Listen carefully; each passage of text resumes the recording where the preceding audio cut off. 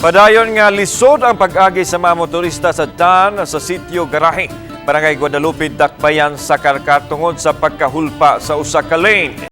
Kini sa sunod-sunod nga pagbunok sa uwan. Daghan usab kaayong mga motorista ang napirwisyo. Ang detalye sa live report ni Femari Dumabok. Fem?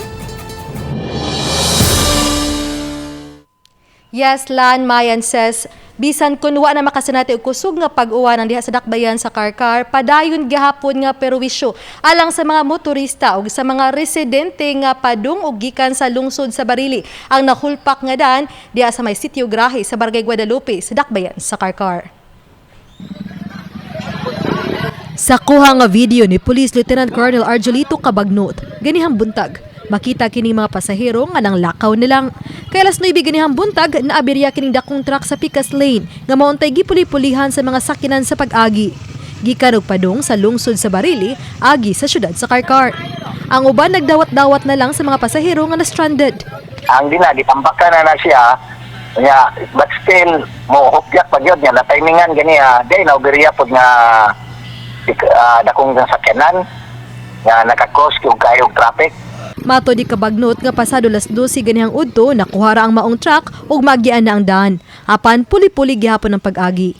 Kahinumduman nga ang Picas nga lane nahulpa niadto pang Sabado ug mas ni samot pa human sa kusog nga pag-uwan Lunes sa gabi. Gitambakan na kini sa DPWH 2nd Engineering District. Apan wa lang una paagi sa mga dagkong sakyanan hangtod nga di pa stable. Gilagway nga naa sa 10 ngadto sa 15 metros ang gitas-on sa apektadong daan. Itong part nga lane nga kanang nahulpaan, wala gyud sa pagi og mga dagko nga truck. Dili maagian ma'am kay delikado. Basin bag mo po inungdan nga mahubno. Samtang minus nga pagbaha na lang ang nasinati gabi diha sa pipila ka daan sa Dakbayan sa Carcar. Lan hangtod karong hapon padayon sa pagtambak ang taga DPWH diha sa nahulpak nga daan sa Barangay Guadalupe sa Dakbayan sa Carcar.